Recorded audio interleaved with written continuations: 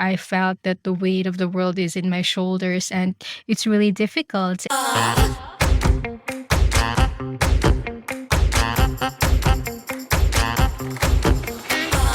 Hey, Zesties! Welcome to another episode of the Gleeful Talkshow. I hope you had a wonderful start of the year, and if not, do not stress about it because every day is a possibility and there are infinite possibilities to start anew. This is the main theme of today's episode. But before we dive into it, please subscribe and rate this podcast on your favorite podcasting platform would be Spotify, Apple Podcast, Google Podcasts, or even Podchaser. Please, pretty please. You can also follow us on Instagram, Facebook, and YouTube. That's at Gleeful Talkshow. If you'd like to support the show, you can buy me a cup of coffee or two. You'll find a link in the episode notes to take you there. Big shout out to our patron Gem, who's always been very supportive of the show. If you are a binge watcher, anime, or K drama fanatic like me, please check out Nerdy Fans Podcast, where my co host Ray and I, and some of our fellow nerds, dive into our favorite shows. So, new year, new you. Are you guys a believer of this? Me, I'm not really into it. I'm more of a new day type of person, so I like starting fresh whenever I can. Although it's quite hard, especially practicality or in a practical sense, but easier said than done, to be honest. But we can always try again, right? So, anyway, if you zesties are trying to cultivate a new habit, I would suggest picking up a new book to read this first month of the year. So, speaking of reading a new book, in this episode, I'm going to share my thoughts on a recent book that I've read entitled The Midnight Library. This is by the author Matt Haig. This has 304 pages and was published in 2020 and has garnered an award for Goodreads Choice Award for Fiction. This is a spoiler free episode, and I hope that you guys will be convinced to have it a go. Set in Bedford, England, this is a novel that ponders on life's infinite possibilities. We have a saying in Filipino that says, habang may buhay, may pag-asa, which translates to, as long as you're alive, there is hope. This novel ventures a life of a 30-ish or mid-30s woman named Nora Seed who lives a somewhat monotonous, ordinary, and unfulfilled life. She feels a lot of lack in her life, which is a product of different things, and you will realize this in the book. So, no spoilers, remember? Because of this monotony, coupled by the series of unfortunate recent events in her life, she felt so disheartened, unmotivated, and basically lifeless. This is a fiction novel that evokes the reader to rethink their own life while being in a journey with the main character. And I can actually see myself in Nora's character, honestly. And personally, between you and me, I cried while reading this, even though on vacation in a pool area. So it was quite hard to put down because it's like venturing into different stories, different timelines, and different locations with the same set of characters. And while the concept is simple, different story every time the main character gets another book or a different book and trying to undo her regrets and trying out the could have beens in her life or the choices that she would have made. You know the gist, but there's something captivating about being with the character in her attempt to discern what is really important in life. And while you're reading it, you also discern yourself what's important in your life. So I'm talking about how much this provoked me or how much I like it. But a lot of bookworms don't actually like this book. Based on what I've noticed in booktubers. And it's because it's classified as a self help ish book. And I feel that self help is frowned upon by hardcore bookworms. So I don't know about you, or maybe it's just my assumption. Maybe I'm generalizing too much. What do you think of self help books? But personally, I actually like self help books most of the time because I feel like I need to help myself. And the author is also very vocal about his issues or his concerns and his battle with mental health. And this actually is his ode to himself by writing this book, which is actually very personal, then. So it's kind of nice and quite healing for someone to write, this type of story while battling mental health and etc. And it's helping a lot of people. So, anyway, Nora, the main character, embarks on different life choices that could have beens in her life, as I mentioned earlier. And there was a part where she went to Australia, actually, and which is fascinating for me to read. I was in Noosa whilst I was reading that part. And Noosa is an area in northern part of Brisbane, and it's actually like a go-to place by locals to have a weekend getaway. And it was my second time there, but that time, the second time around, I really enjoyed my experience. And that was the time that I was reading the book as well. It was a very good weekend at that time, even though it was quite cloudy. Well, the first time I went there, actually, that was, I don't know, like when we just came here in Australia, maybe 2019 or 2020, I don't know, but prior COVID, I think, or just when COVID was starting, we didn't get to test the beach, but we tested the beach the second time around, and I was pleasantly surprised on how good the water was. And no wonder it's a well-known area, and it's not just hyped at all, like it's legit. I like the waters because it's calmer than the usual Australian waters, which are known for its waves that's good for surfing.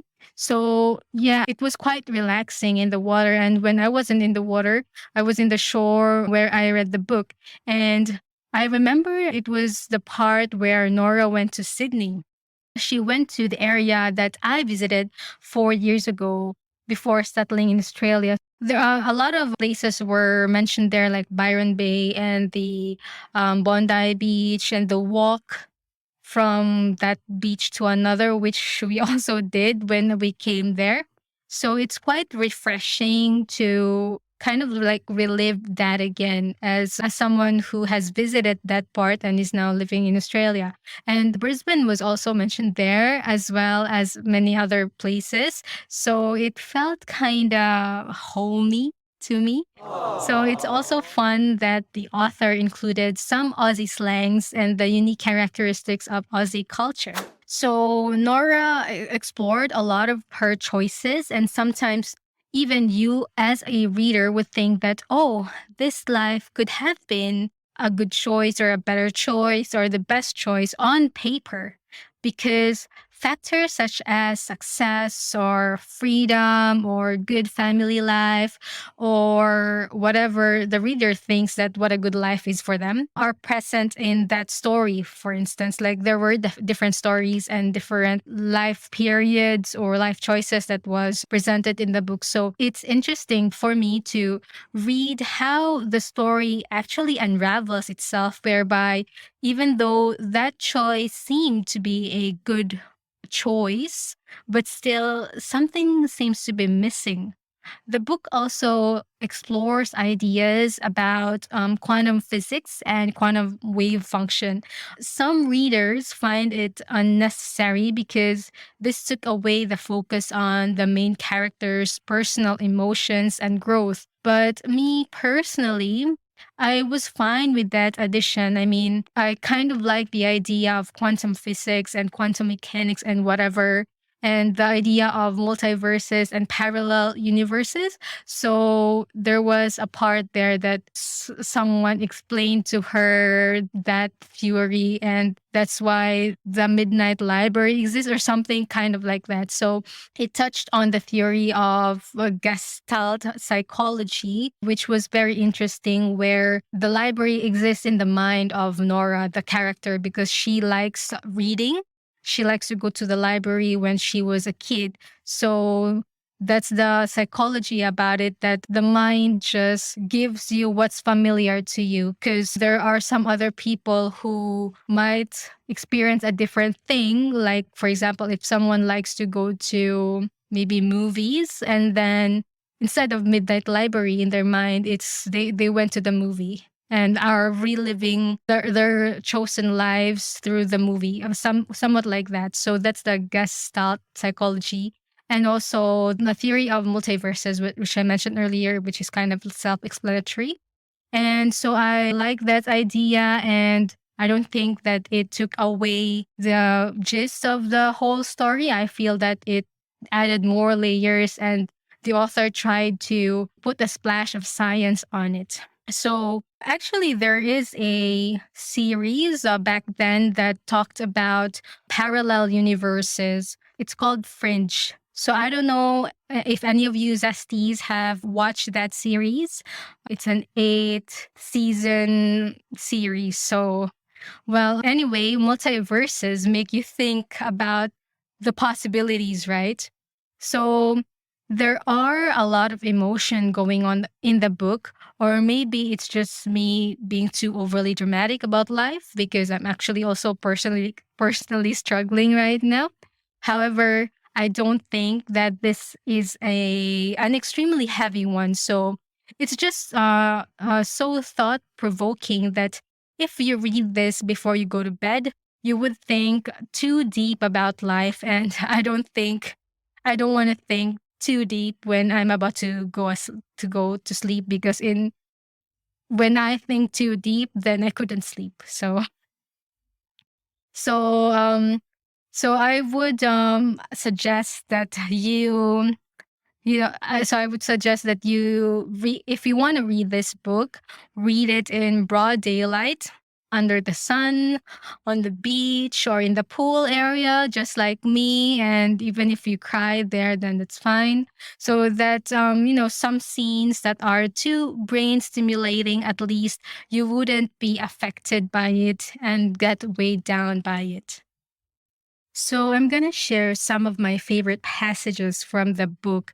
I don't really remember the exact scene it was, but most of these were between Mrs. Elm, the librarian in the Midnight Library, and Nora. So here's one of my favorite quotes. You didn't have to enjoy every aspect of life to keep having the option of experiencing them. You just have to never give up on the idea that there would be a life somewhere that could be enjoyed. Another one goes, it is not difficult to see yourself through the lens of other people and to wish you were all the different kaleidoscopic versions of you they wanted you to be. It is easy to regret and keep regretting ad infinitum until our time runs out, which is very, very applicable to a lot of us these days. And there's another one, but it is not lives we regret not living that are the real problem. It is the regret itself. It's the regret that makes us shrivel and wither and feel like our own and other people's worst enemy.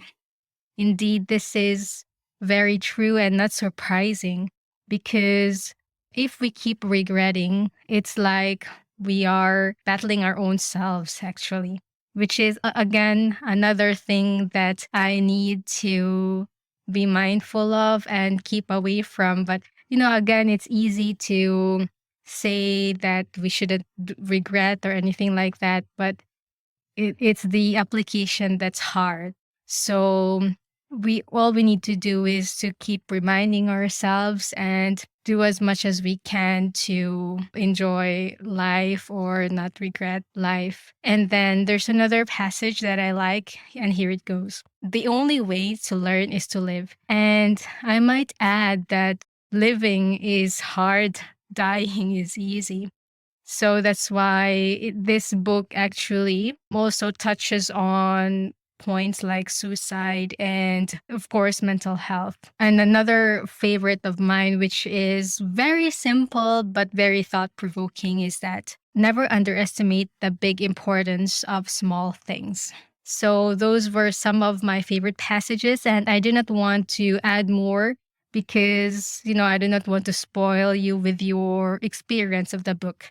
So, how do I rate this book? I rate this as 3.8 over 5.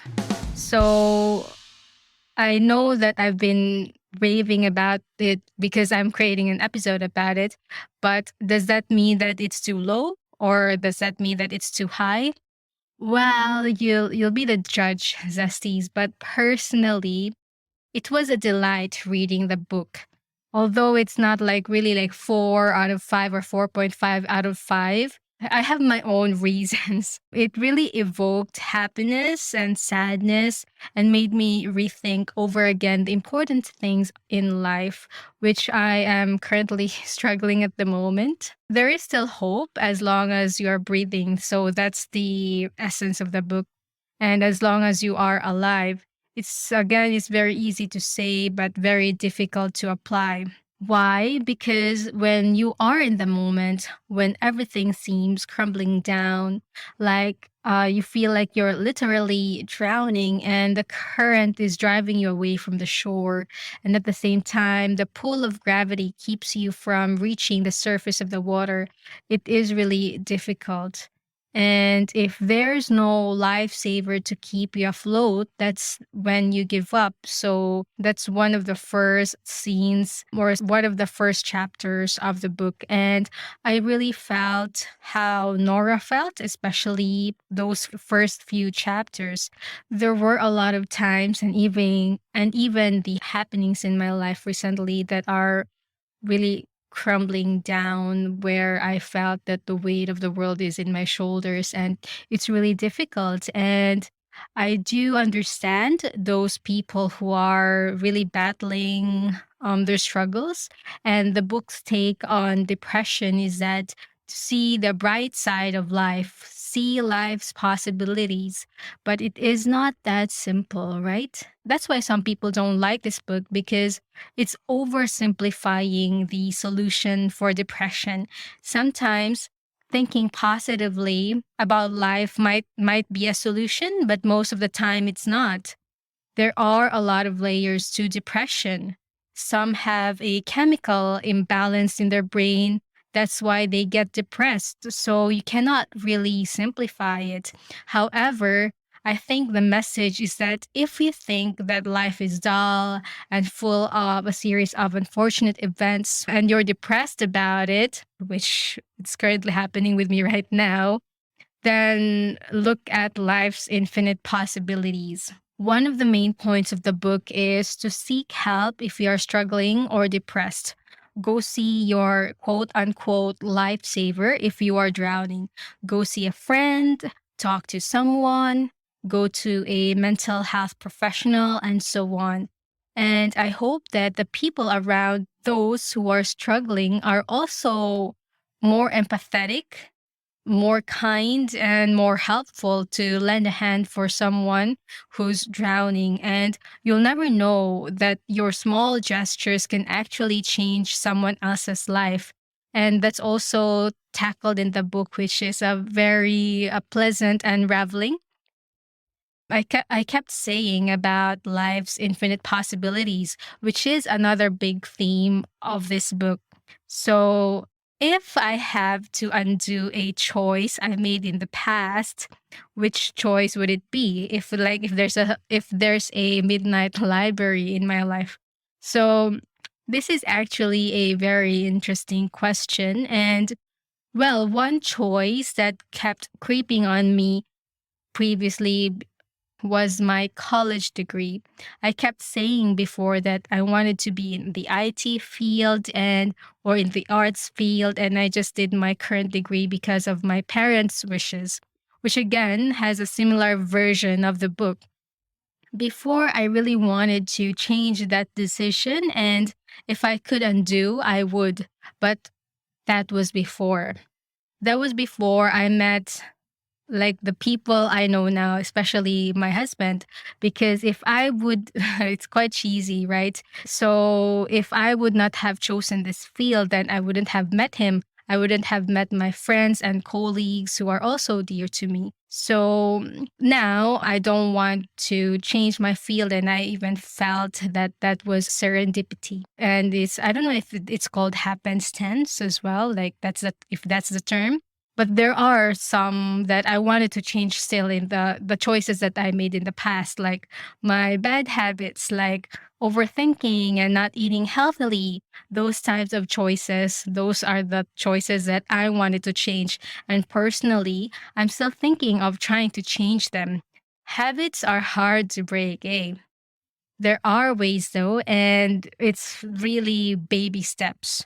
So, as Mrs. Elm said, the librarian in the book, never underestimate the big importance of small things. So, anyway, Zesties, I hope you enjoyed this episode and encouraged you to read a book this month. Before we end this episode, I will leave you with this passage. Between life and death, there is a library, and within that library, the shelves go on forever. Every book provides a chance to try another life you could have lived, to see how things would be if you had made other choices. Would you have done anything different if you had the chance to undo your regrets?